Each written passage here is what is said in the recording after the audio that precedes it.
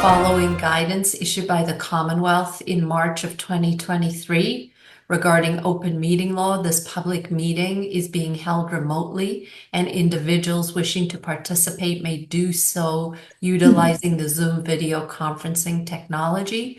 We are utilizing a Zoom webinar technology whereby you will be able to see us.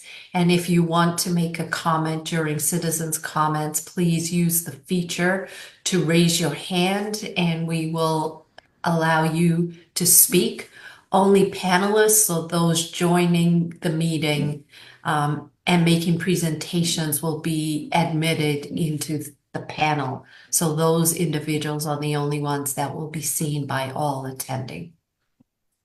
I'm going to start the meeting by taking a roll call vote. I am Robin Hunter, present. I'm Dave Haviland, present. And with us this evening are the Dover Town Administrator, Michael Blanchard, and our Assistant Town Administrator, Chris Costello. So the first item of business is citizens' comments. And again, just as a quick reminder, if you have a comment, please use the raise my hand feature, and we will then allow you to present your comment.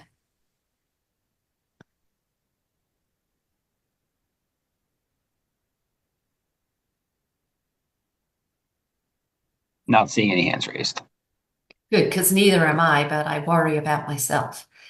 All right, so then we will be 4 minutes ahead of schedule and start with item 1.1, which is the Board of Trustees update on activities. And this is going to be a segment that we're going to have in many of our meetings. We are asking committees to come to the meeting, attend the meeting, and give us an update so that citizens can get an update on what's going on in the town, not just what's going on with the Board of Selectmen. So we are going to admit. You move, Chris, you move Rob and Bethany too. Yep.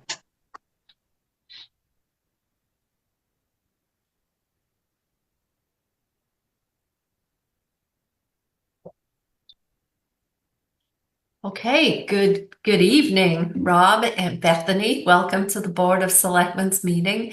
Bethany, I'm not sure we've ever met, but nice to meet you over Zoom. Your reputation precedes you in a very good way. So. Oh, well, it's a pleasure to be here. And Rob is going to be taking a lot of this as the chair of the trustees, but thank you so much for having us here and letting us present a little bit about what's going on at the library. Okay. And Rob is no stranger to any of us on the Board of Selectmen, so welcome back, Rob. And we're looking forward to an update. Great. Well, thank you so much for the privilege to do this. This is going to sound very strange, but it's my first time on Zoom in like a long time. And so it looks like the share screen function is different now. So I'm going to attempt to share my screen and we'll see. Oh, thank you. It's a test, Rob. Get one of your sons, they'll show you how to do it. It's true, actually. Let me get to slideshow and go backwards. Here we go. Excellent. Okay. There you go. So thank you. And I will say this, the first thing is Bethany and her team rebranded the library last year with this new awesome logo. So you'll see it around town, which is really, really lovely. So I think this is because I know that everyone here knows our roles, but this is just to kind of clarify for folks that might listen to this meeting later on, or any citizens that are here, but just to kind of remember that the trustees have very specific roles in terms of how we interface with the library staff and the town. So one of our major roles is to hire and provide ongoing supervision for the library director. When Cheryl stepped down, the trustees were the one that engaged with the search to hire Bethany, and we continue our ongoing supervision of her. She does a fantastic job, so it's currently a very easy job. We identify and adopt policies related to the operations of the Dover Town Library. I'll give you some examples of that when we get to our highlights. We ensure that the library has a strategic plan.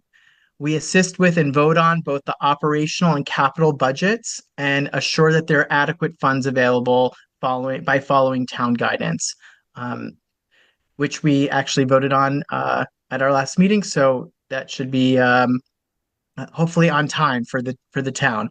Um, we advocate for the library at the town and state level. We assign a liaison to the Friends of the Dover Library, which I'll talk a little bit more about later, their role. And we listen and receive community comments about the library, which we've had a few, in fact, this year, which has been actually really nice for us as a group. And just for your reference, we meet generally the first Tuesday of the month in the morning at around 8:45 in the morning. And we actually love community comments and encourage folks to come and listen to what we're talking about and engage with us to learn more about what's going on at the library. This is a kind of a summation of the strategic plan that was adopted last spring. There was a very long, Bethany, like was over a year of work went into engaging with the library staff and the trustees to develop a strategic plan. And it's kind of the North Star right now for the library team in terms of how they move forward with developing programming. And I'll talk about that in a little bit. But I think you can see here it's a nice visual, which you can get at the library if you're interested in getting this as well. We can also send it to you for folks in the townhouse, kind of what's important to us as the library. We're really, it's pretty obvious why someone would want to be a trustee of the library. We're pretty proud of our library. For a small town library, we pack a very large punch. And I do think that we continue to have a lot of relevance in programming for the townspeople in Dover of all ages. So some key highlights this year, which I think are important to know, is that to keep state accreditation, the library must spend 15% of our total budget for circulated circulated materials. And this is really important for townspeople, I think, and for folks in the finance office to understand is that, we have our entire budget, and no matter what, we can't necessarily control all the time what our spending is because we have to spend 15% to stay accredited with the state. So if we have a certain number of staff that are moving up their steps and following kind of the procedures of people, we have to follow suit with materials. Even if maybe we didn't want to one year, we still have to maintain state accreditation. What's nice about it is that our catalog and it's a nice, we have nice stuff at the library, so it doesn't feel like we're wasting money in any way. What's also interesting about the library, and I was really appreciative of the warrant committee's guidance on using kind of non-municipal funding for projects, and we do that at the library already. We use about $780,000 of non-municipal funds to support the budget. The town and the library share capital expenses, so from the paint out, the town kind of takes care of that, and from kind of like the paint in, the library takes care of it. So for example, the HVAC is a town expense and new furniture would be a library expense. We have multiple funds that can support the capital projects for the library. So for example, this past year, we voted to spend, it's going to end up being a little less than $40,000 of non-municipal funds to put in private study pods in the library. So as you know, the library is a very large open space, and patrons will ask, could I reserve a room to have a meeting or to be able to do a tutoring session or study? And we couldn't offer that. So Bethany has come up with this like kind of brilliant plan to put in these study pods. They're quite expensive, and the taxpayers don't have to pay for them because we have outside funding to be able to do that. which is, I think, really, really nice. The funding comes from a variety of sources. We have a number of funds, but one of the things that we do have is a really vibrant friends group. So the Friends of the Dover Town Library raised between $30,000 and $50,000 to support library programming. And this Municipal is funds, annual amount, Rob? So this- correct, okay. correct.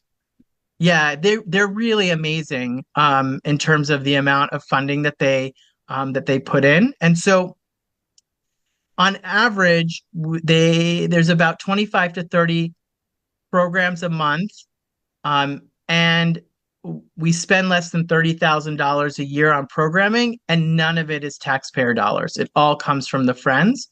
Um, and the Friends in the past have asked it all to go to programming.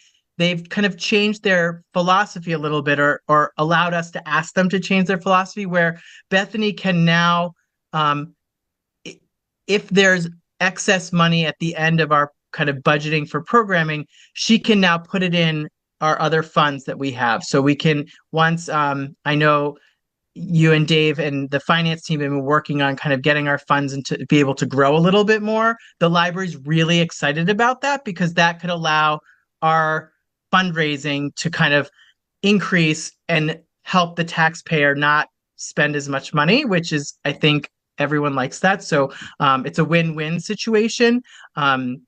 And so if the library has a larger capital expense in one year, we can draw upon some of those funds.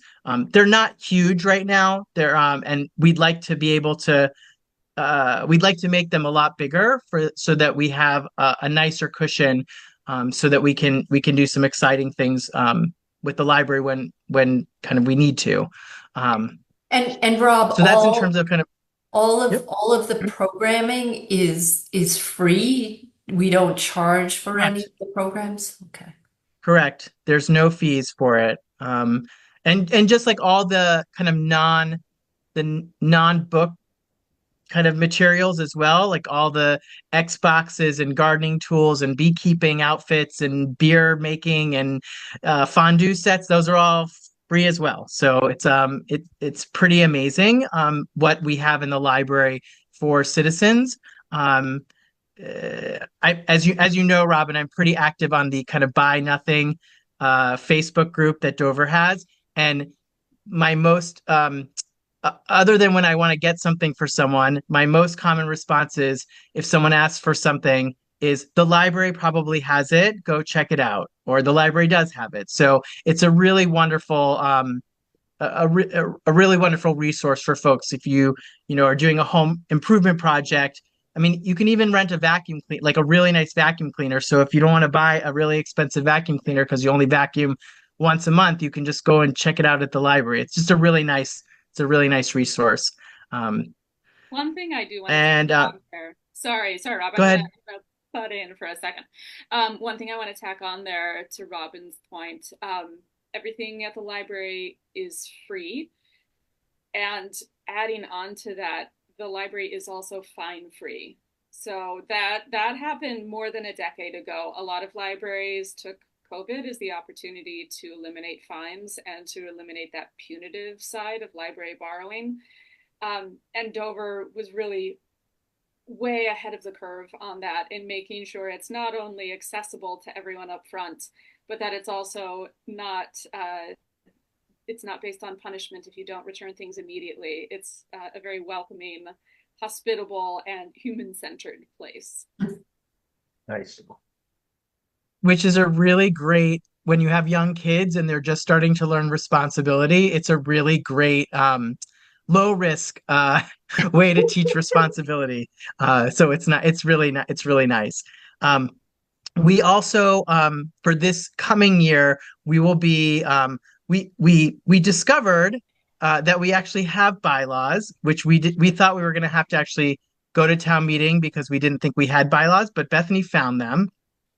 They are very antiquated, and very gendered, actually. So apparently women aren't able to be on the trustees in the language that it is. Not that they can't be, but that there are no women. So we're going to update the bylaws. And what's nice is I checked with Felicia, and we don't have to bring that to town meeting. We can just vote on them internally. But so we're updating our bylaws this year. We're also updating our gift policies.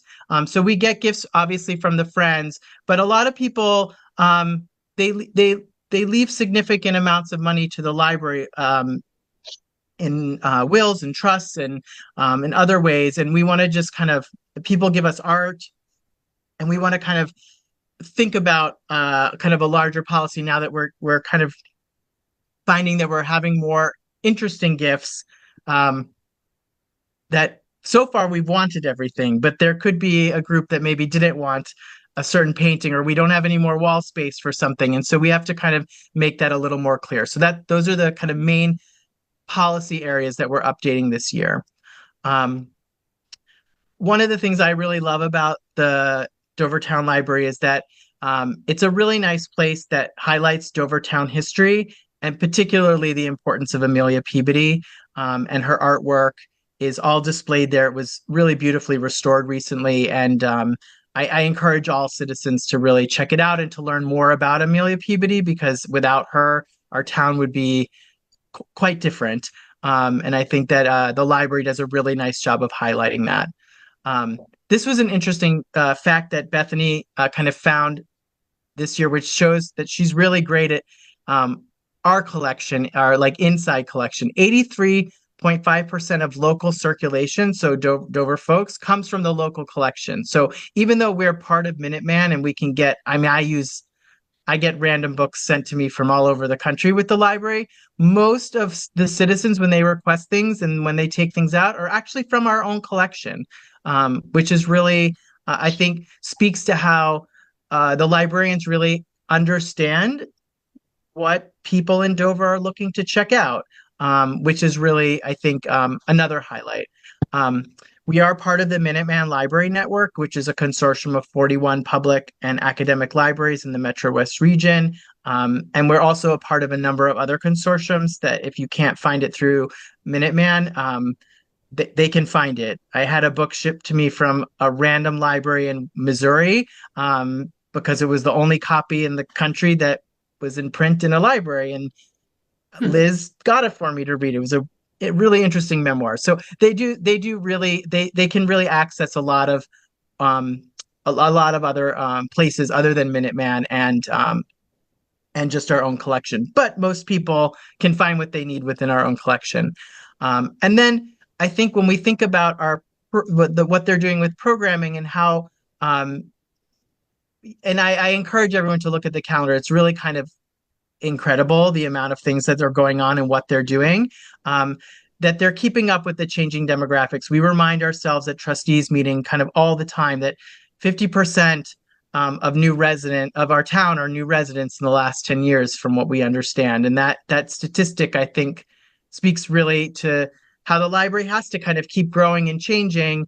And we're aware of that based on who's moving into town and what their needs are. But so far, the numbers seem to say that we're keeping up with that.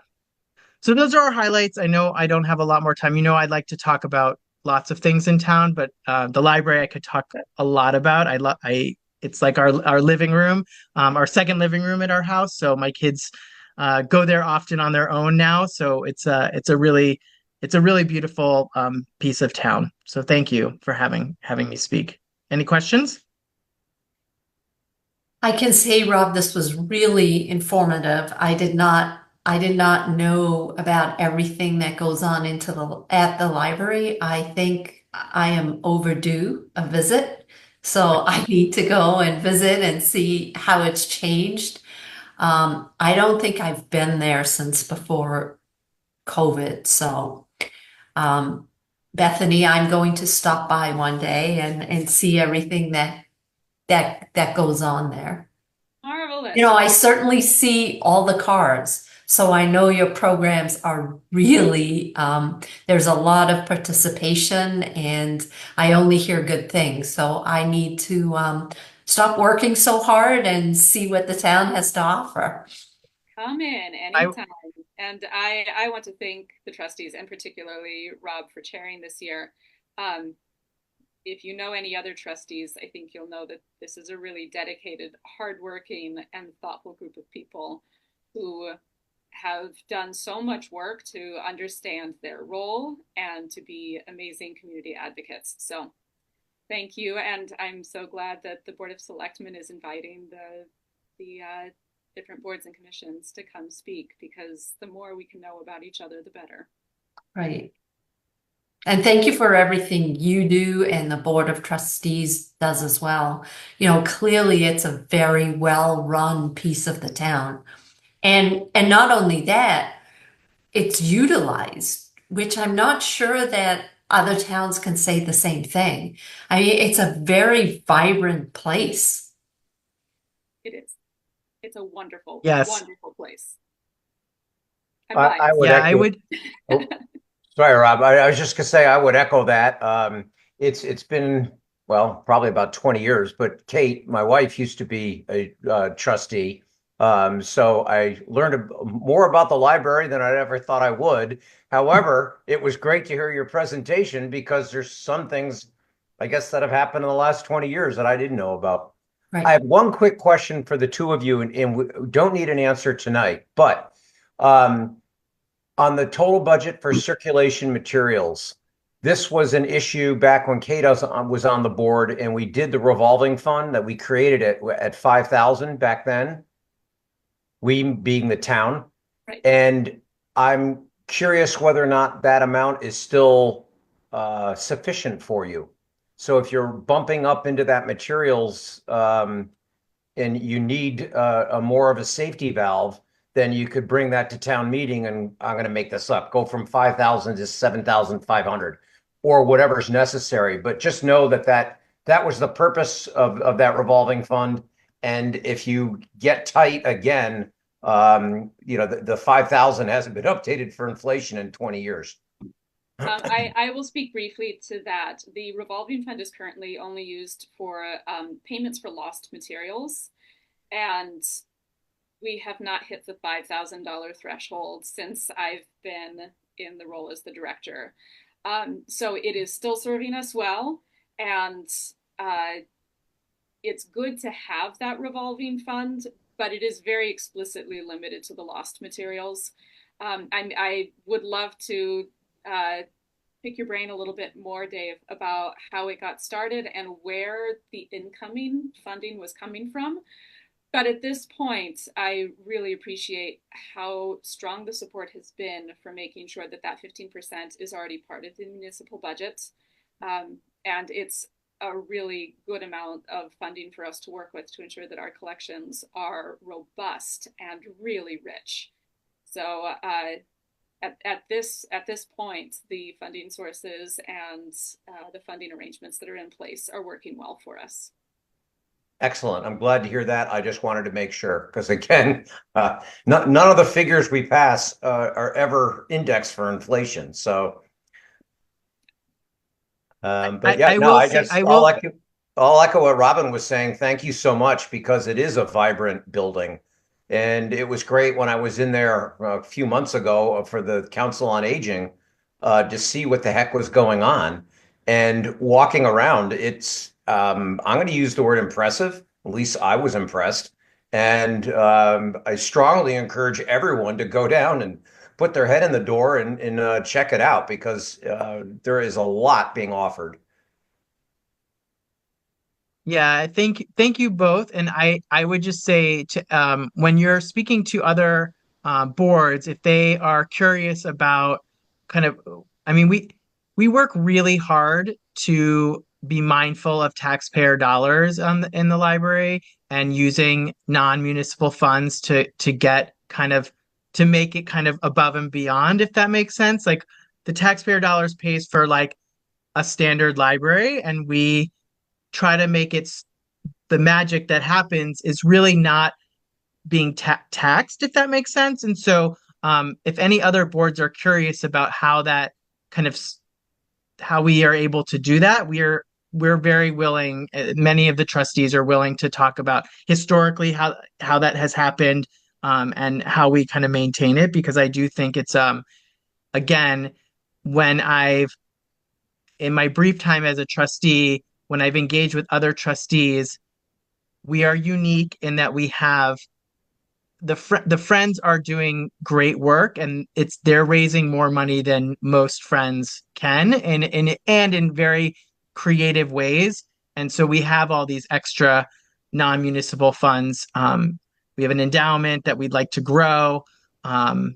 This is where I hope, Dave, when you came and talked with us, when you're ready, we're ready to move forward to make our endowment grow even bigger, because we really feel like this kind of public-private partnership is really, I think, the future for. I think given all the other costs that taxpayers have that the budget deals with, to make sure that we continue to have special and really unique and rich experiences in town, like there's got to be this partnership, and we feel like we're there already as a model. We just need some help with the finance team to make it even better. So thank you, and I'd love to see other parts of town have these endowments and funds as well. Maybe they do, and I don't know. So I'll have to come to all your meetings to listen. Well, Mike and Chris are working very hard trying to get a new treasurer collector who is actually responsible for investing. So that's an ongoing process. You will be the second person to know. We're super excited and very supportive, and I will also speak for the trustees to just say we know that the townhouse is super supportive of the library, and we just really we appreciate everything. And DPW and Carl Warnick is phenomenal to work with when thinking about capital. So we've just it's just been a really my couple years on the trustees has been really, it's been really wonderful and collaborative, and really thank you. Well, thank you all. And you've also set a high bar for the other committees coming. This was perfect amount of information, perfect number of slides. So we're going to set this as an example. So thank you both. Pleasure. Thank you so much for the invitation. I really appreciate it. Okay. And I'm going to stop by, Bethany. It's not just a threat. Please So come say hello. I will. Okay, so now we're going to move to the second item on our agenda, and that's a discussion and vote regarding replacement and relocation of the cross street school zone signage. And Mike, I'm going to turn this over to you. Perfect. Thank you. So enclosed in your packet is a memo and a sketch from DPW Director Kevin McCabe. Kevin, as well as the police chief and the principal and assistant principal of the Chickering School, met to address some concerns that had been raised regarding traffic on Cross Street at the Chickering School entrance. As a result, we engaged with TEC, who's our traffic consultant, to look at the signage, and they made some recommendations to both replace some of the signage and relocate some of the existing school signage. The sketch in your packet kind of shows what they were outlining. I'd be happy to try to answer any questions the board might have, but the DPW director is requesting your approval of the plan as you are granted under the town's bylaw to approve signage in a public way.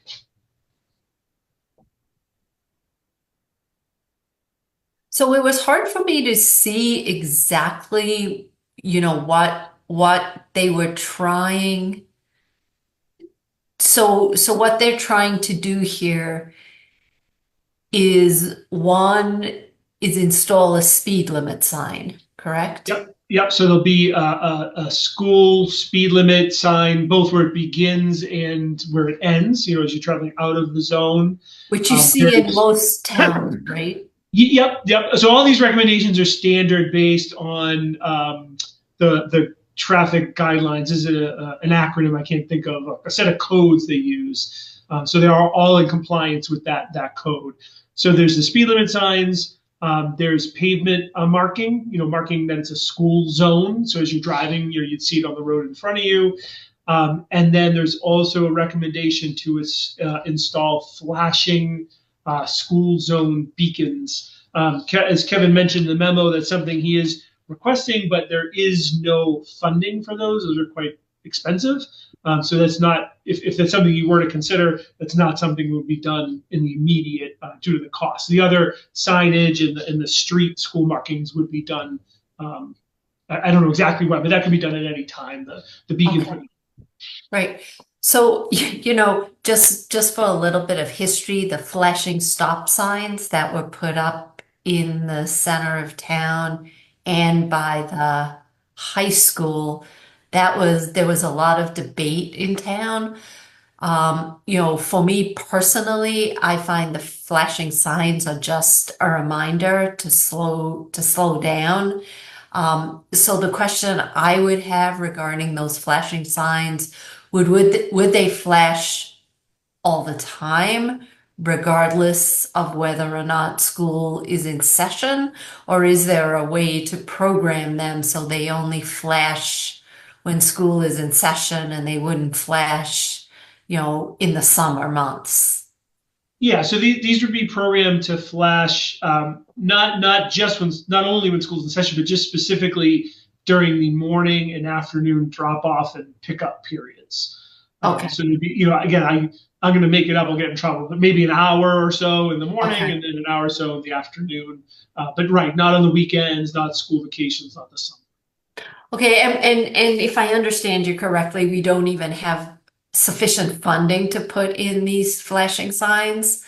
Yeah, so they're quite expensive. I believe, and I might get this wrong. I think we're talking about $10,000 each. There's also significant work to run conduits from National Grid. They need meters, so it's quite an undertaking. Okay. So I mean, from my perspective, given the challenge I know that we had with those other flashing lights, I would suggest that we approve this without the flashing lights, and at such time that we have funding for the flashing lights, I would really strongly suggest that a presentation is made about why it's recommended, how it would work. I just have a little bit of PTSD from the time before. So that would just be my recommendation. And maybe it's something we can begin to socialize even before we have we have sufficient funding for it. Along those lines, Robin, I actually agreed. I spoke with Mike briefly this afternoon on this, and my concern would be that we need to give the public and the neighbors a chance to weigh in on this at some kind of hearing or as a specific agenda item for the flashing lights if we ever want to put them in.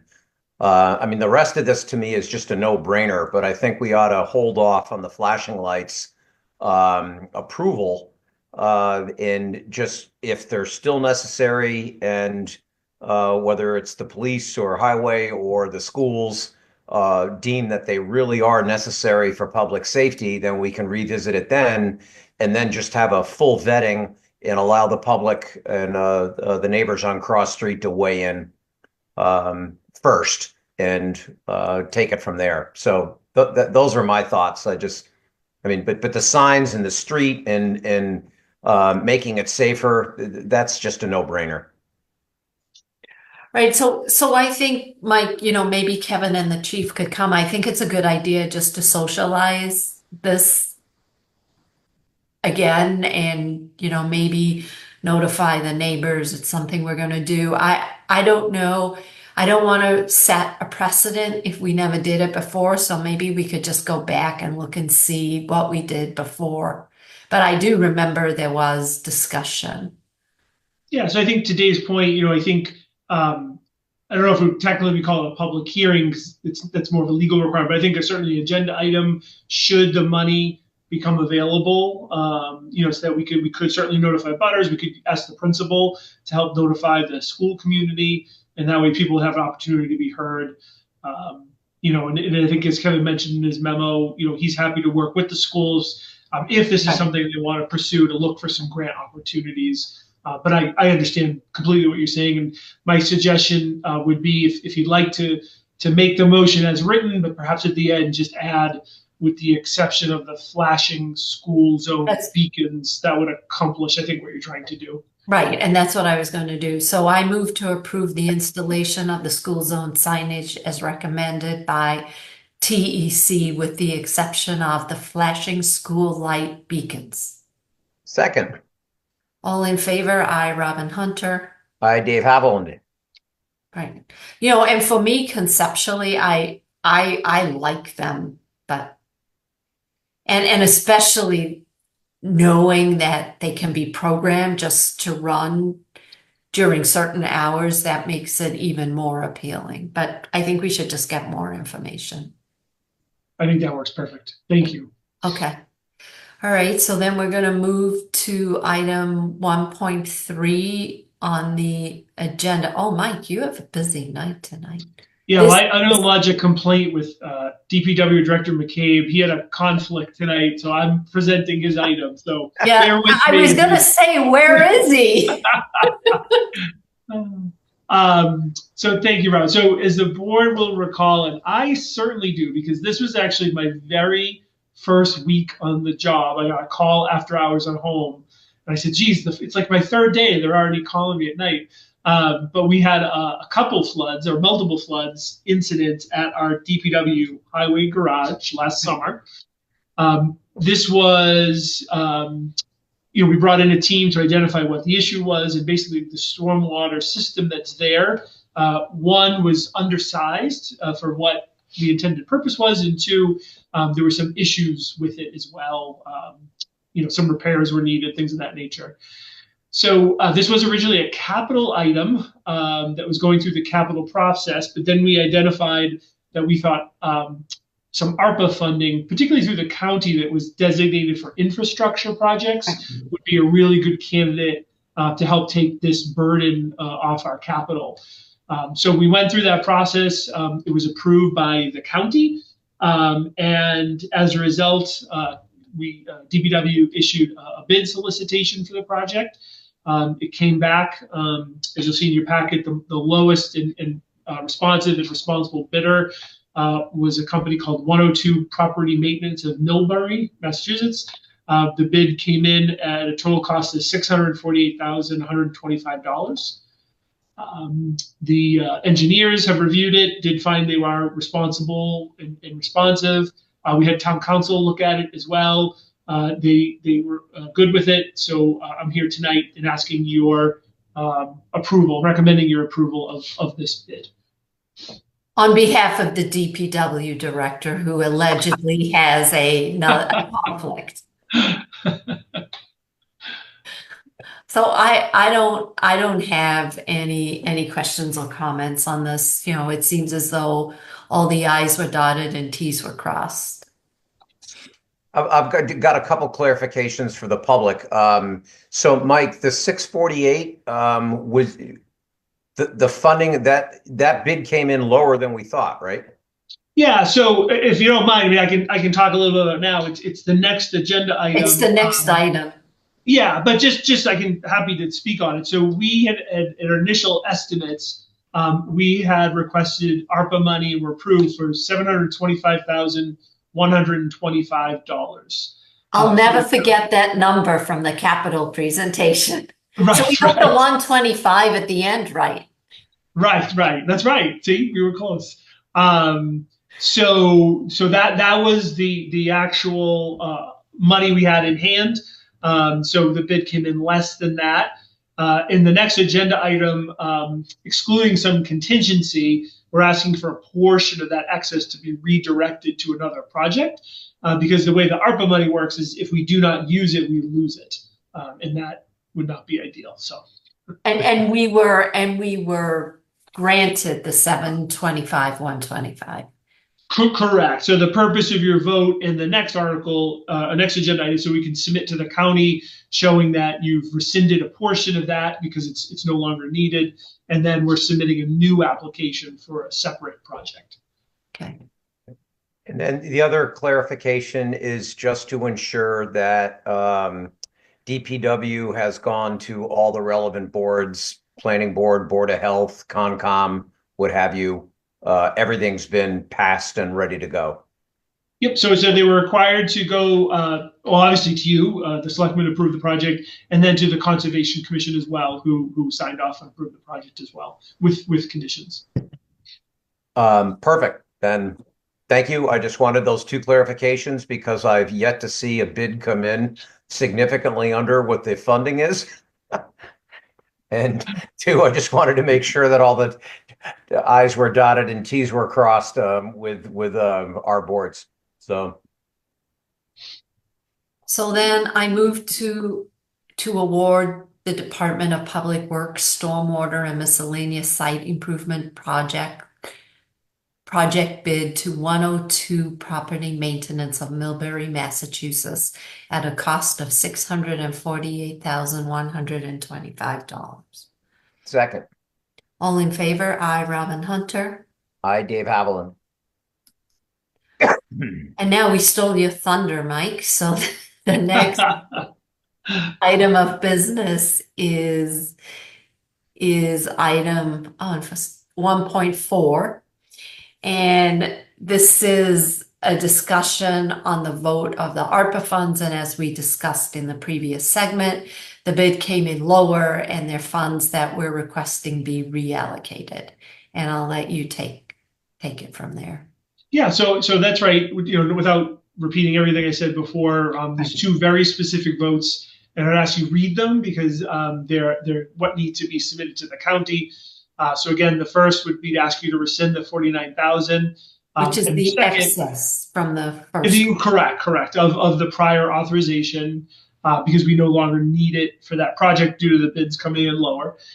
The second is to approve an additional application to the county for that $49,000, which you're just hopefully about to rescind, for the Wilsondale Street Culvert Replacement Project engineering. So this is another culvert in town that is in rough shape and is in desperate need of being replaced.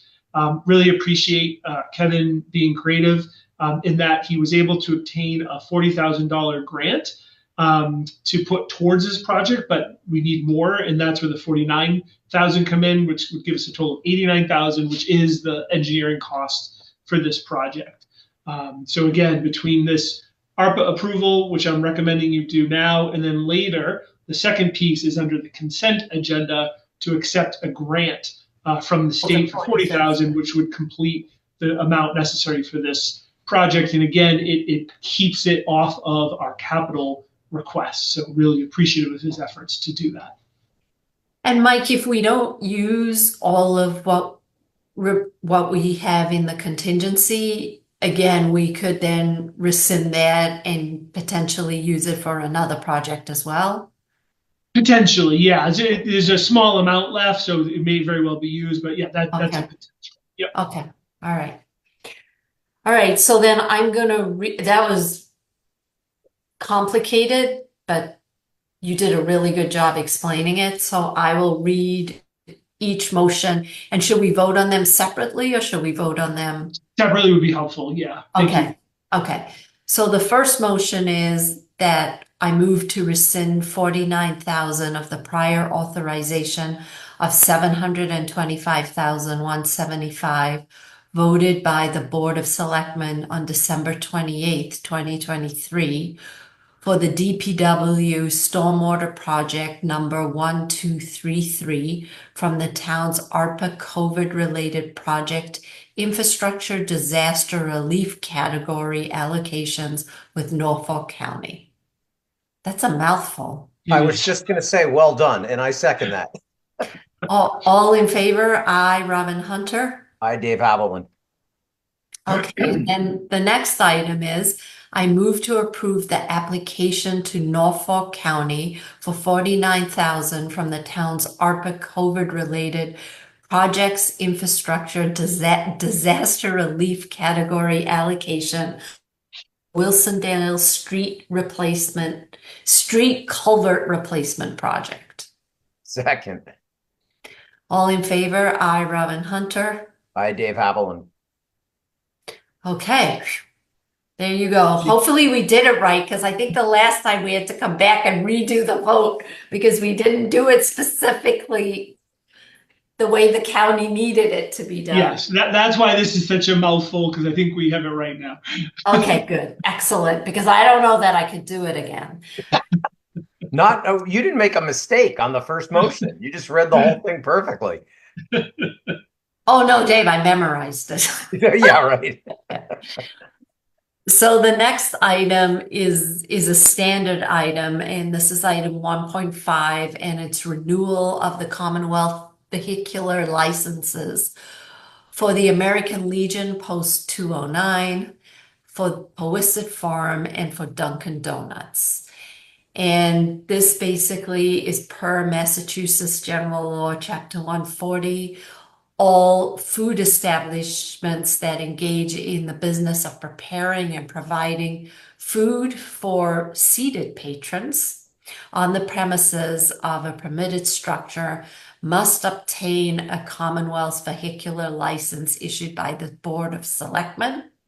Licenses are usually effective for 12 months, starting January 1st to December 31st of each year, and they must be renewed annually before the end of the year, which is why it's on our agenda today. The required renewal documentation and fees have been received by the town for each establishment, with the exception of an inspection fee certificate from Dunkin' Donuts, which I assume we will be receiving. Or... I can just add now, since the packet went out, we actually do have that now. Okay. So when you make your motion, if you're looking at your packet, you can add Dunkin' Donuts to that first part of the sentence and leave off the second part, because they now all can be issued, because we do have all the proper paperwork. Okay. One quick thing in the suggested motion, it says December 30th, but in the verbiage up above, it says December 31st. Yeah, So that should be the 31st. Thank you. That's what I figured, but I just thought I'd mention it. Okay.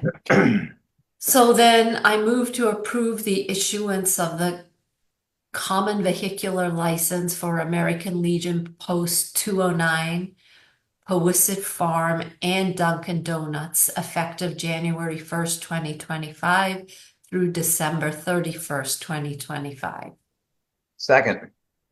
All in favor? I, Robin Hunter. I, Dave Haviland. Excellent. Okay. Now, item 1.6. It is for an appointment to the Town Report Committee.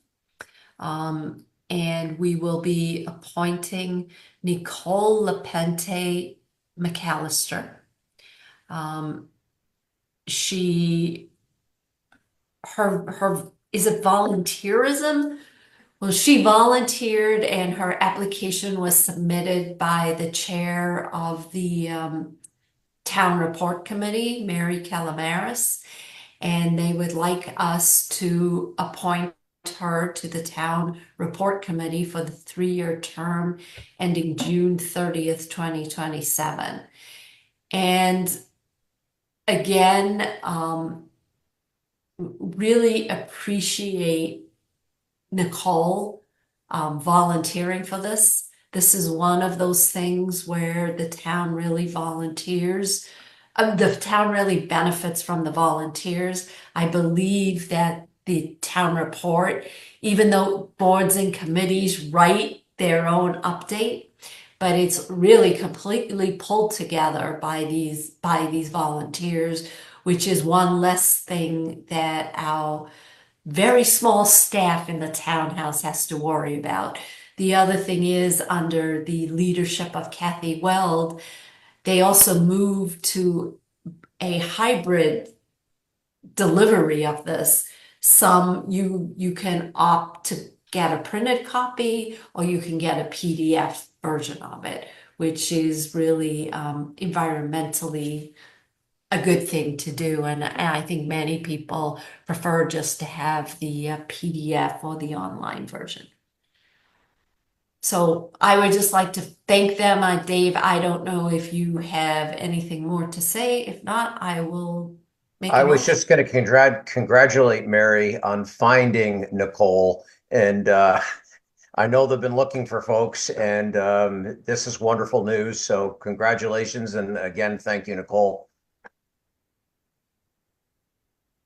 Right, and she just has a great background, and I loved the title of Mary's message. Hooray, dot, dot, dot, another new member. So I think that says it all. So I move to appoint Nicole Pente McAllister to the Town Report Committee for a 3-year term ending on June 30th, 2027. Second, All in favor? I, Robin Hunter. I, Dave Haviland. And thank you, Mary, and everybody else on the committee. The next item is you, Mike, and Chris, and it's an update on your goals and priorities. Yeah, so again, just for the public's benefit, It's a the board standard is segment. keeping this on here. I was just going to touch on we continue to move forward on almost all of the goals, but two in particular, and I don't want to steal Dave's thunder if he wants to talk about it a little bit, but the first is we'll be kicking off the first Board of Selectmen office hours. I saw that. Yeah. Nice Dave, picture. you want to talk a little bit about that? Where'd you get that picture? That's what Chris is like. I Chris found it found that. online, and I'm not divulging my secrets. That was from your talk with the town with the COA. So, yes, no, I'm looking forward to it. I guess Mona shared with me that 2 people have already signed up. So I think it's a great outreach, and let's see how it goes. And hopefully, we'll have lots of demand, and it'll be interactive and helpful to the citizens of Dover. So I'm just concerned that when it's my turn, nobody's going to sign up. Robin, that's actually a good thing. It means you're doing a good job. So Okay, that's a good way to look at it. There you I was go. thinking to myself, maybe this becomes a competition.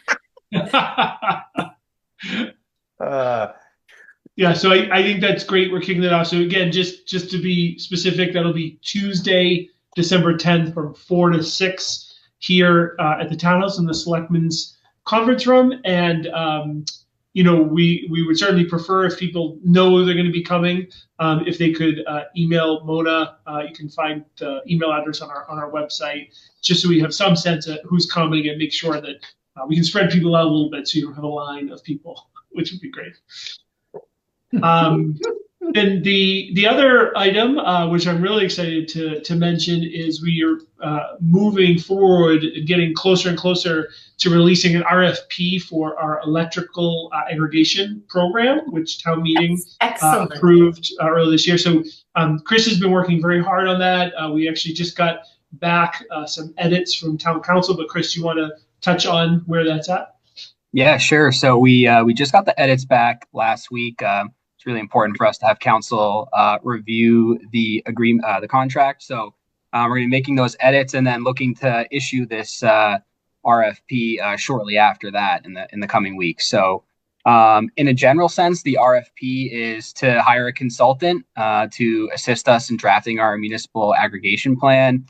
They're going to be orchestrating a community outreach and engagement program, getting us through the Department of Public Utilities process, the Department of Energy and Resources review of the plan, and then also ongoing help and support with our inevitable contract for energy supply. So they're going to be a really key cog in this and doing a lot of the heavy lifting while we work in collaboration with them. So we will definitely be back with a really detailed presentation about the mechanics of how all this works for the community. But on a high level,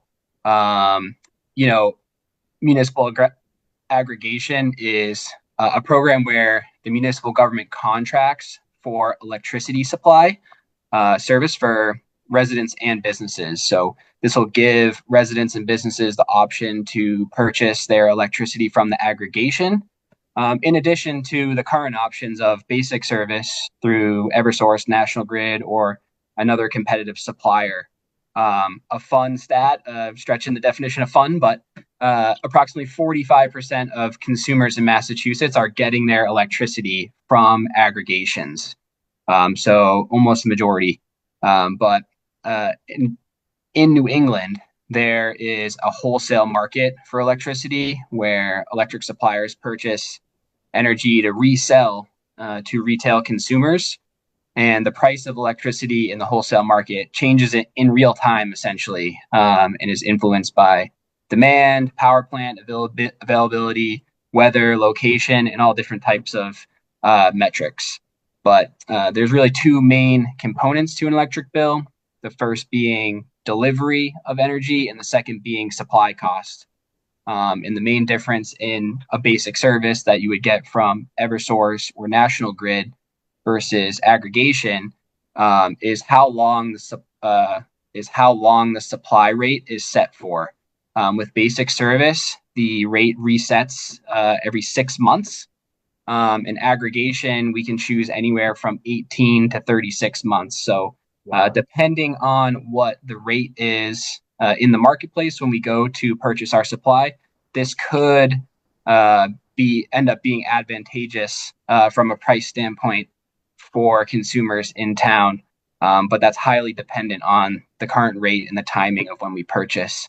But there is another benefit to this where we can have an option to allow residents to purchase their electricity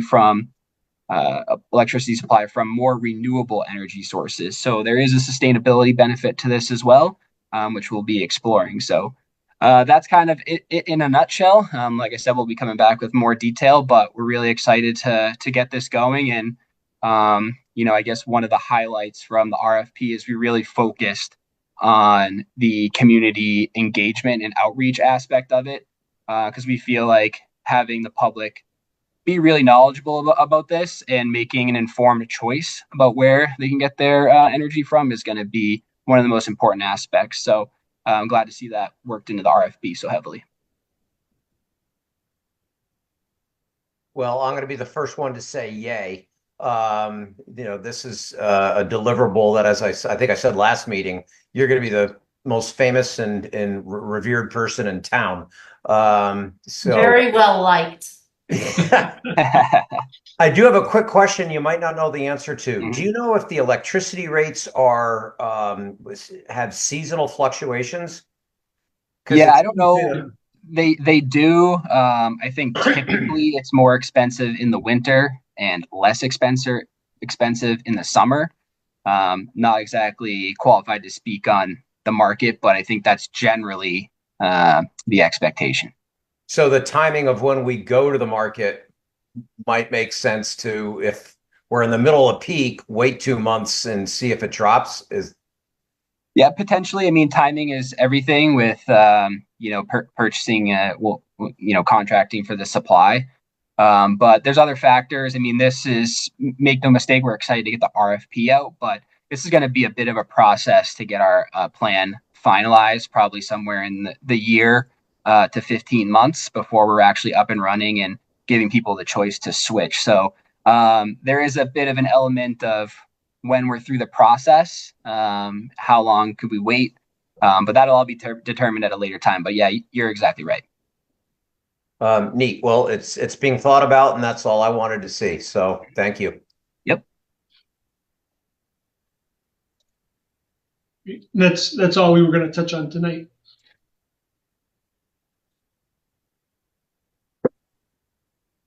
Well, we're certainly making progress, so that's a good thing. And I am excited about the electric aggregation, so look forward to the next update. And then the next. I love the way you guys are doing it, just like one update, and so you don't have to have this, data dump on a every fifth meeting or something. We're just doing it constantly, so I like it. Right. So the next item of business is the Board of Selectmen updates. And this week I have been traveling, and as a result, I missed 3 meetings that I'm going to get updates on. The first one was the rail trail, and maybe you could provide an update on that one, Mike? I can, and actually, hold on one second. I want to grab something to make sure I have the right date. So we had a really great meeting with our consultant TEC today. Specifically, this month or last month and the beginning of this month, they've been setting aerial targets and conducting an aerial survey to develop a base plan for the trail. And then a key date is, and again, this is just a target, but we're scheduling for the last week in January to have our first public meeting, preliminary design kind of kickoff meeting. So the date has not been set yet, but that's the current schedule, that we could have an event that residents can attend, can see actual plans in hand, provide comments, kind of break into groups and share feedback, things like that. So we're really excited to kick that off. That's great. I also had a conflict with the um, with the open space meeting and capital budget meeting, so I had to pick one. So I went to the capital budget meeting, and I'm going to touch base with open space tomorrow. Amy's going to give me an update, but one of the things she did send to me was the preliminary presentation to take a look at. And having looked at Rob's, I think I'm gonna make a suggestion to cut down a few slides for when open space provides provides their overview. Capital Budgets is doing a really nice job hearing from each of the departments. I keep reminding the chair that our goal that we need to deliver to the town by January 1st, an aggregated spreadsheet of the asks that can be put into the budget. Everybody understands that those will not have been approved, but we need to put in there what is being asked for. At the last meeting, Carl Warnick presented the Selectmen's budget. He did a really good job. He also went back. One of the things capital budget is asking for is where do we stand on projects that were done like over the last 2 years? Have they come in on budget? And also what was the source of the funds? Because for a lot of these projects, just like what we saw this evening, town staff have gotten grants for some of it, and which is great. So we want to try and keep track of that. Carl did tell us that the roof work has stopped because of the winter, and it will finish up in the spring. And he also said that he gave some of the staff a tour of the community center because people were concerned about what the office space might look like or what the building looks like, and everybody was really impressed with how efficient the space is being utilized there. And he said he is cautiously optimistic that the building will be finished in the middle of February. And he cautioned everybody that by finished, it means it will be done, but it's going to take a few months before it opens to the public. Yes, it's the initial certificate of occupancy Right. be granted. To do that, you've got to have all your safety and public health features in. But after that, there will be a lot of finishing, the landscaping, fence work, and sod, and all that won't be done until the winter's over in the spring. If we try to do it right now, it'll all just die anyway. So there will be the final completion will be sometime further in the future. Right. And then he did remind the committee that, 2 years ago, 400,000 was approved to renovate the townhouse, and that once the COA moves out, he said departments are everybody's looking for more space, but he's going to be working with you, Mike, just to figure out what makes the most sense on ways to reconfigure the space. So it was a very productive conversation. Capital requests are coming in at around $6 million. The regional school presented their budget as well, and to replace the playing field and the track is double what they thought it would be. So it's somewhere around 2 million as opposed to 1 million. So we're going to have to prioritize. Yes, it doesn't mean no, it means when, because Right, you can't exactly. do everything all at once. Right. It's just a big ask. Yeah. And we're still seeing certain projects come in over what we're expecting. That's why to see the DPW project come in lower was a really pleasant surprise, because everything else is coming in higher. In my mind, I literally reversed the numbers. I was like, oh, well, we must have budgeted 625 and it came in at 725. But I'm like, no, wait, this is the right direction. So a welcome surprise. So that's my update. Well, And I also learned something new, that open space meets the first Tuesday of every month. And the first meeting that I attended, they had later because of election day. And that's why I suddenly got this invite during capital budgets. I'm just like, whoa, wait a minute. I didn't know there was a meeting.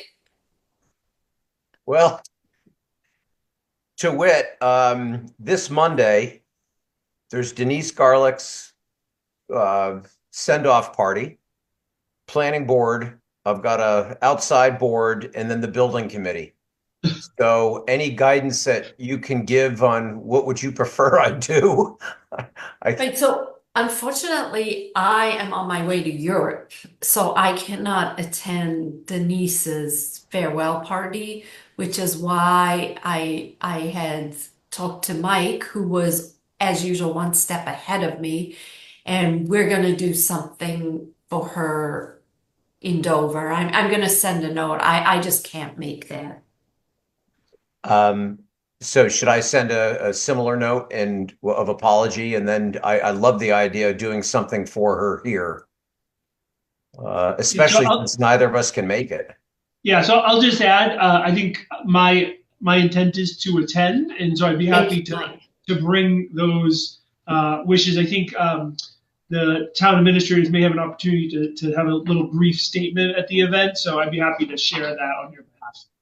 Thank you, Mike. Yeah, I think, I'm just so grateful for everything she's done for the town of Dover.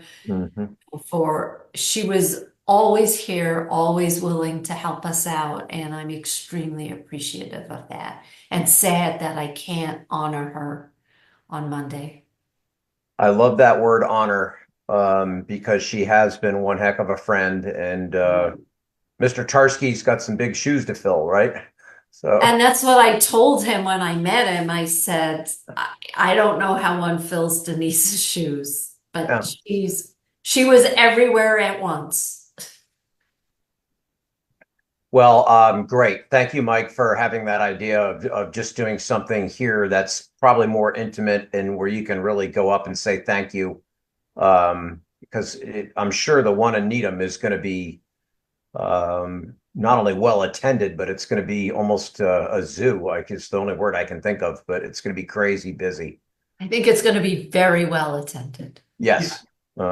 So, All right. Well, then does that mean I'm up? Because let's see, we had capital budget on Tuesday, and then we had warrant committee last night, and then selectmen tonight.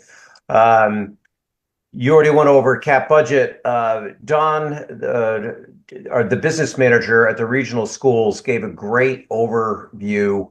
And for me, it was a refresher or primer, bringing back some memories of school committee, which has also been 2 decades or more. But it's good for everybody to understand how the budgets are built for the largest budget within the town, the schools. And she started with Chickering and then went to the region, explained the nuances to a lot of people on the warrant committee who are relatively new. I thought she did a great job. The only thing I would ask her to do is to pause occasionally so the rest of our brains could catch up because she knows the stuff so well. It was just coming off her tongue. But I found it very helpful, and that was really the meat of the warrant committee meeting. And they must have found it really helpful too. I think so. Again, it was almost like drinking from a fire hose, to abuse another analogy, because her knowledge is so great and comes out so quickly. But most of the stuff that I still have questions on, you can go look up because I know chapter 70, but somewhere in there was chapter 71, which I'm not familiar with. So just, things like that you can go look up and work through. But once again, I thank Don because that was very helpful. And I'm looking forward to Barry's presentation next week. And I think you're up after that, Robin, at some point. Yeah, Mike and I are gonna give a presentation. Which again, I think And Carl. yes. Can't forget Carl. Well, actually, that's something that I just want Mike and Chris to hear. Carl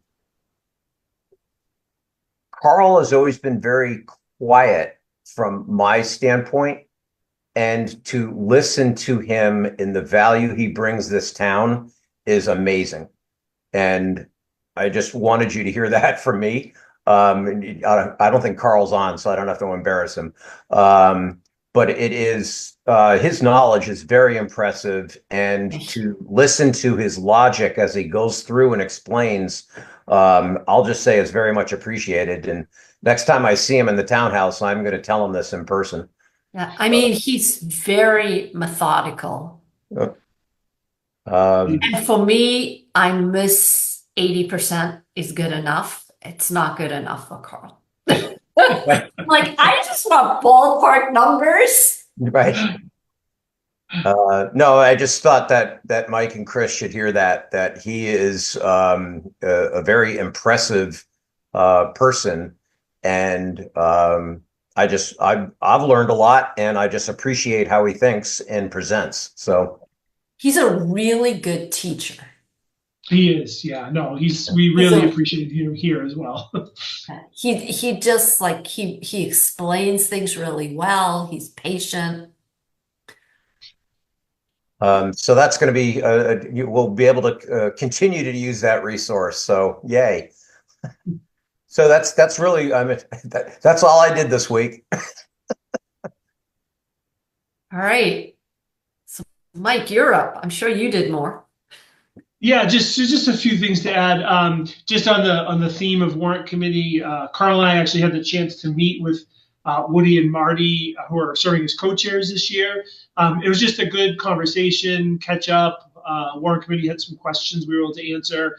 I think again, just in the vein of keeping the lines of communication open as we go through the budget process. So we'll certainly be very willing to continue to do that.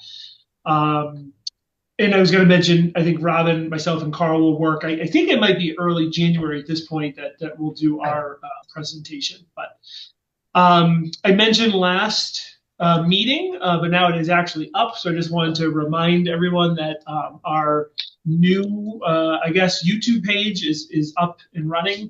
It's linked right from our website. You'll see there's a news article that the YouTube page has been relaunched. and appreciate Chris and Beth, who's working with him to upload all the current videos. And now we're working backwards to get the archived kind of history up as well. Just so people know, depending how you use it, I historically go click on videos in chronological order and search them that way. Because of the nature of the way we're uploading them, that doesn't quite work anymore, but we do have some great playlists on the homepage. So if you go and you just want a selectman meeting or a Board of Health or a ZBA, you can just click, and then those are in chronological order that way. Oh, that sounds even better. I think so. Yeah, I think it is better. So And we that's never really great. were able to find what was wrong, what happened to the original page. No, It's so that's probably frustrating. for another day, that whole story. But yeah, we really went around with that, and unfortunately just weren't getting any. We're just bumping up against a giant corporation and not really Right. getting to talk to somebody. And so it was frustrating, but really fortunate that we have all the data, and we're just having to slowly but surely upload everything. And so I know we've heard from quite a few people who use it, not a lot of people internally use it to see what happened or to help with their meeting minutes, but also the public, when they miss a meeting, they like to go and see it, which is great to know that it's used. No. Yeah, so I that's didn't up and running. realize how much it was used until we had this issue. Yes, yeah, no, agreed. Just want to mention a couple of things. One is the Dover Police Department is currently holding a Toys for Tots drive. They're accepting donations all the way through December 10th in the lobby, and there is a specific event, the Cruiser event, on the 7th from 3:30 to 5:30. So it's this Saturday. That's Saturday. From 3:30 to 5:30. Yes, yeah, and to bring an unwrapped gift. So if people are interested, that's a great opportunity to do that. I also want to mention that we're continuing our transfer station restickering program. To date, we've issued over 900 stickers. We think that estimates about 400 households in Dover. Actually had a great conversation with Dave earlier today, and just if people have any concerns about the information that they're submitting, we do not intend to keep that. We do collect it so that we can issue the stickers, but then we will delete and destroy that data. So the online participation has been great, but if people have concerns, please know that.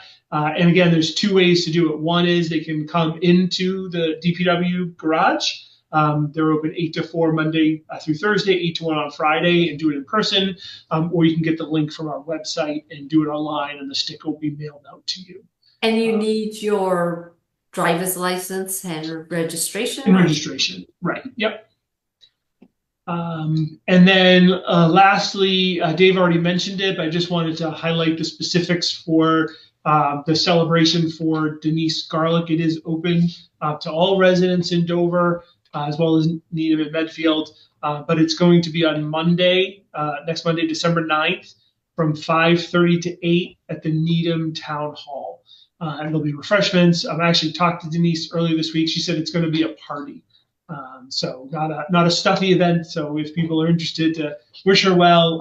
And as I mentioned, I will be there and will certainly share on behalf of the board your feelings. And like we said, we hope we get an opportunity to do that directly with her. So that's all I have for tonight. Okay. And so the next item is our consent agenda, unless I skipped something. Am I right? Yep. You're right. Okay. Yep. So the consent agenda consists of the following items. First, approve an acceptance and expenditure of a Commonwealth of Massachusetts fiscal year 25 State 911 Department Support Incentive Grant for $30,244 for personnel training. Then another Massachusetts Housing Partnership 40B Technical Assistance Grant for up to $10,000 for consulting services for the review of Tisdale Drive Apartments 40B comprehensive permit. And then the Commonwealth of Massachusetts Community One Stop for Growth Grant for $40,000 for the Wilsondale Street Culvert Replacement Project, which we spoke of earlier this evening. And then there's approval of a couple of one-day special liquor licenses for events that are going to be held in Dover on December 21st, January 2nd, 3rd, 8th, 30th of 2025. So if there aren't any questions, I'm going to move to approve the consent agenda as presented. I want you to move the time clock back because I can't believe we're talking about 2025. I can't believe that the next meeting is the last meeting. Well, first of all, Mike scared me because he and I were discussing it and he said it's December 16th. I'm like, it can't be. I'm in Holland. When did it change? That was my fault. Oh, I'm just going to say good one, Mike, but never mind. No, I'm kidding. I In mean, any event, so you made the motion, and if you did, I second it. okay, so all in favor, I, Robin Hunter, Hi, Dave Haviland. and that's it. And I would just like to say I am so impressed that we're able to stick to the time on the agenda. Don't jinx yourself. We're knocking wood right now. Yeah, Mona, you're I don't know how you're doing it. You're excellent at predicting. Thank you. That's right. And I'll text you both when the papers are ready for signature, please. Okay. All right. So Mona, I leave on Monday evening, so Okay. right. Yes.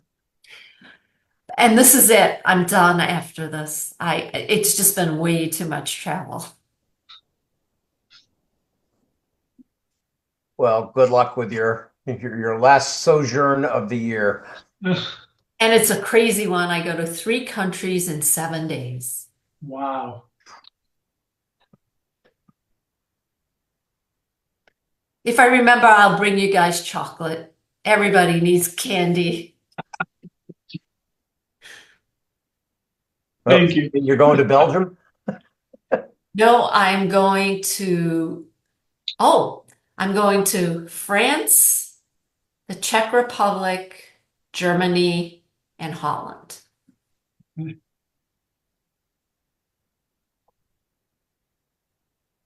Well, that's actually sounds like a fun trip geographically, but you're going to be in office buildings all day, so it's not. Exactly. My life. All right. Well, thank you, everybody. Do we need to Thank you. adjourn? Appreciate it. Oh, yes. I make Yeah. a motion to adjourn. I was so Okay. excited about being on time that. Oh, sorry, Mona, we blew it. So, No, we're still on time. We were a little early before. all right. Do we I have a vote second? for me? Yeah, I seconded. You didn't hear me. Okay. All in favor? I, Robin Hunter. Hi, Dave Haviland. And Chris, I'll give you what I owe you tomorrow. Sounds good. Thank you. Okay. Thanks. Thanks, you. all. Have a wonderful night.